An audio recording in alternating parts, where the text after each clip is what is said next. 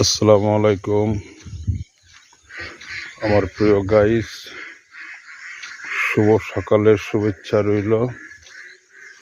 ফজরের নামাজ পড়ে বেরোলাম ইনশাল্লাহ। আজকের ওয়েদার খুব ভালো, খুব ফটফটা সকাল, তবে কোনো বাতাস নেই, খুব সুন্দর আবহাওয়া। তো আজকে বলতে চাই, আজকে আমার ভাতিজা সাব্বিরের জন্য, সবার জন্য দোয়া করছি। তো বিশেষ করে আমার সাব্বিরের জন্য বেশি দোয়া করছি, আল্লাহ ওরা সঠিক পথে হেদায়েত করুক।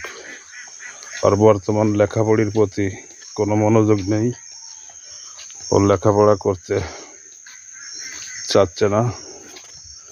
আল্লাহ যেন ওরে সই পথে আসার তৌফিক করুক, সেই কামনা করি বাবা তোর জন্য। আল্লাহ পাক রব্বুল আলামিন, তুমি আমার এই দোয়াকে কবুল করে নিও মওলা। আমিন আমিন আমিন।